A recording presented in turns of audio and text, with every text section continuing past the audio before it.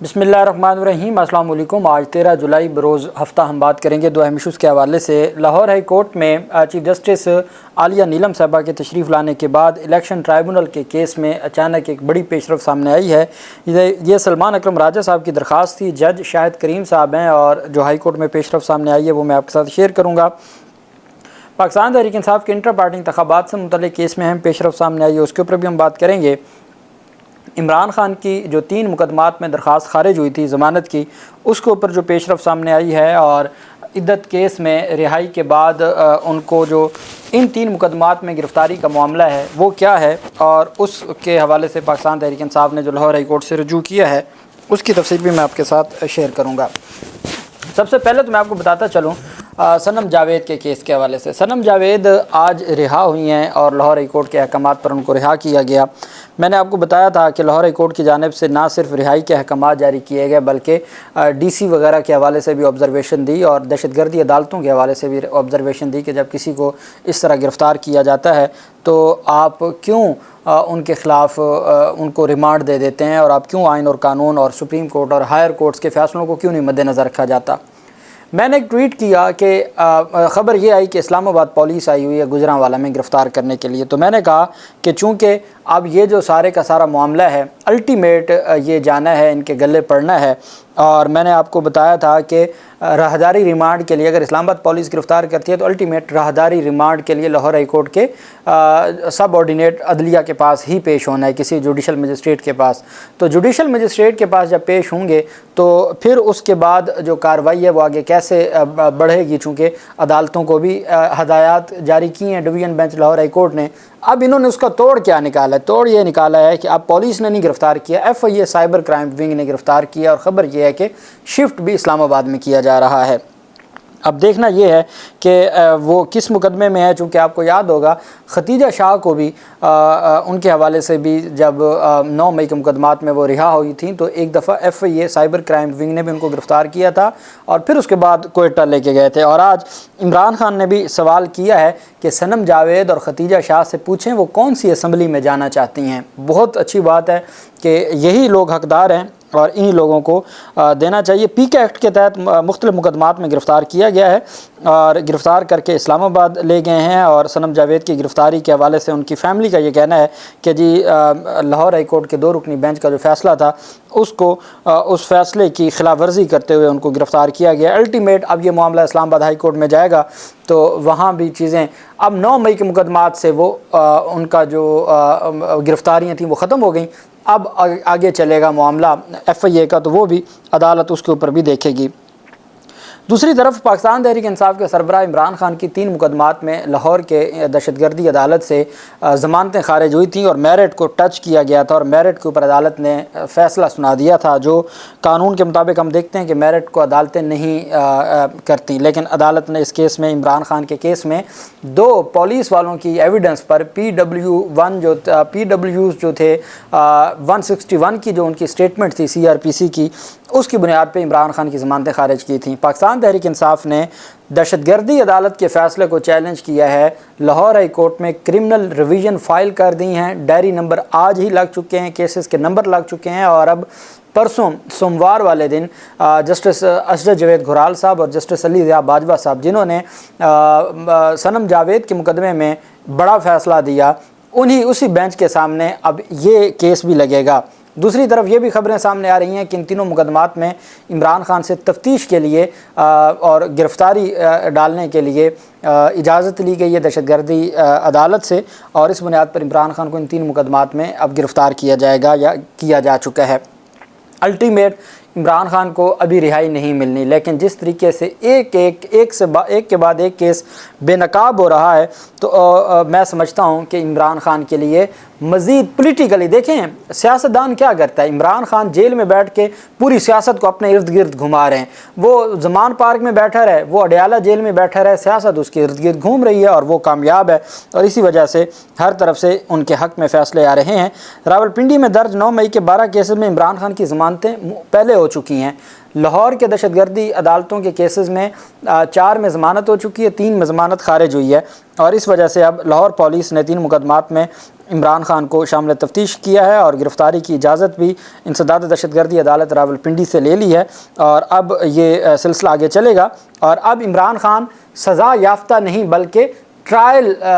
Prisoner بن گئے ہیں، وہ حوالاتی بن گئے ہیں، جوڈیشل ریمانڈ پر ہوں گے۔ اب وہ سزا یافتہ نہیں ہیں، سزائیں ساری 2 سزائیں کالعدم ہو چکی ہیں، 2 معطل ہو چکی ہیں، اور وہ دونوں بھی جس دن توشہ خانہ کی اپیلوں پر سماعت ہونی ہے وہ دونوں ہی توشہ خانہ کی ہیں، ایک 3 سال والی سزا اور ایک 14 سال والی سزا، ایک نیب عدالت کی اور ایک جو جج ہمایوں دلاور کی عدالت تھی جس میں الیکشن کمیشن توشہ خانہ کیس ہے، تو وہ سارا کچھ بھی اڑ جائے گا اور وہ الٹیمیٹ ختم ہو جائیں گی۔ اور اب عمران خان کا جو جیل میں سٹیٹس ہے وہ تبدیل ہو گیا ہے، اور اب وہ سزا یافتہ نہیں بلکہ وہ انڈر ٹرائل قیدی کے طور پر جوڈیشل ریمانڈ پر ہوں گے، اور اس میں پھر پہلے عمران خان کی پہلے بھی شامل تفتیش ہو چکے ہیں، تو وہ ویڈیو لنک پہ ان کی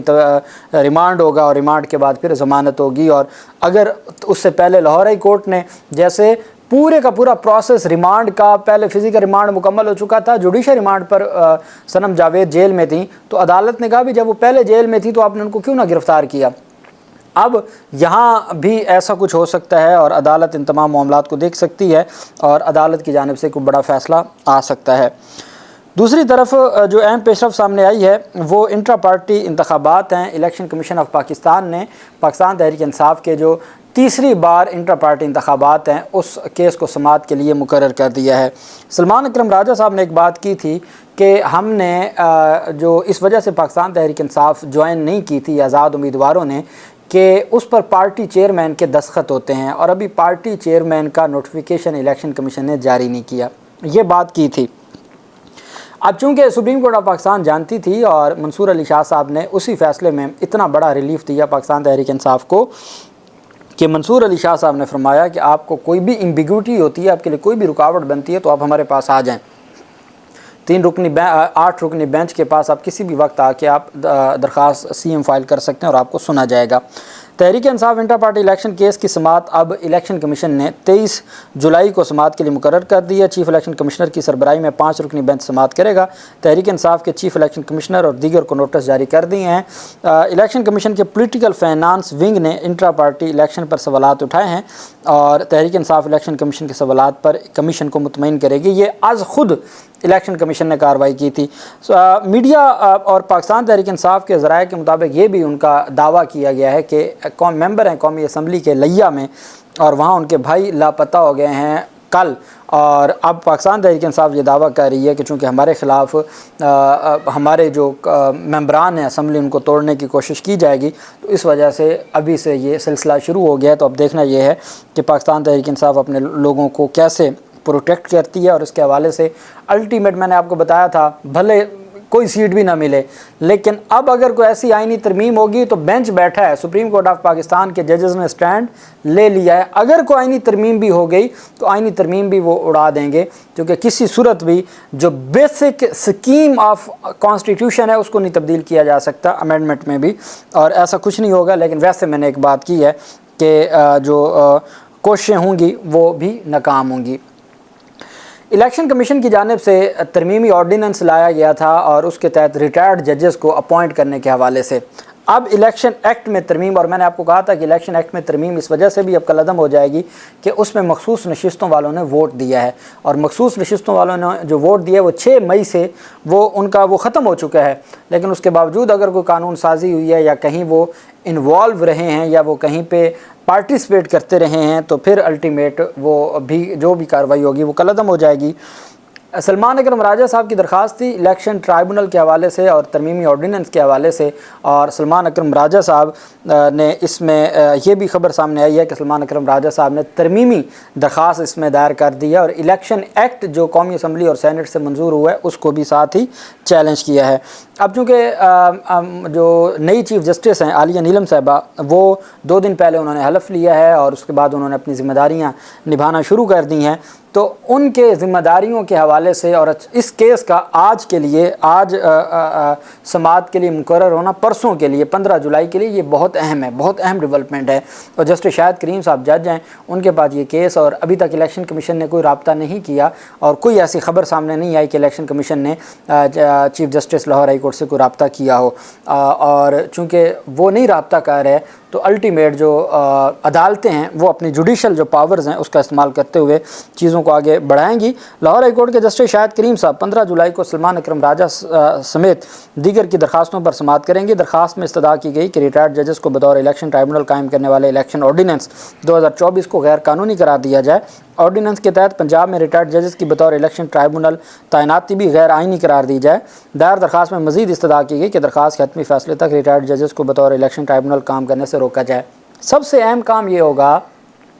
کہ جو supreme court practice and procedure ہے اس کی جو اکثریتی ججمنٹ ہے جس میں یہ کہا گیا تھا کہ قانون کا ماضی سے اطلاق یہ غیر آئینی ہے، یہ تو آئین پاکستان بھی کہتا ہے کہ ریٹروسپیکٹو ایفیکٹ نہیں ہوگا، لیکن سپریم کورٹ کی ریسنٹ فل کورٹ کی بینچ آ گئی اکثریتی بینچ کی۔ اب اگر لاہور ہائی کورٹ الیکشن ترمیمی ایکٹ کو نہ بھی چھیڑے تو وہ صرف اتنا کہہ دے کہ سپریم کورٹ کے حالیہ فیصلے کی روشنی میں اس کی جو یہ شک ہے کہ اس کا اطلاق ماضی سے ہوگا یعنی 8 فروری کے الیکشن سے ہوگا، اس کو کالعدم قرار دیا جاتا ہے۔ باقی ایکٹ بھلے اگلے انتخابات کے لیے برقرار رہنے دیں، وہ ٹرائبونل کے جو ہے وہ ریٹائرڈ ججز کے اوپر مشتمل ہو، لیکن اس حد تک بھی ہو جائے تو یہ بہت بڑا فیصلہ ہوگا۔ اور جسٹس شاہد کریم صاحب چونکہ عدالتیں جانتی ہیں کہ کس طریقے سے معاملات کو آگے بڑھایا جا رہا ہے، بہرحال یہ بڑی ڈیولپمنٹ ہے، جو بھی تفصیلات ہوں گی آپ کے ساتھ شیئر کرتے رہیں گے۔ اللہ پاک پاکستان کا حامی و ناصر ہو۔ بہت شکریہ، اللہ حافظ، پاکستان زندہ باد۔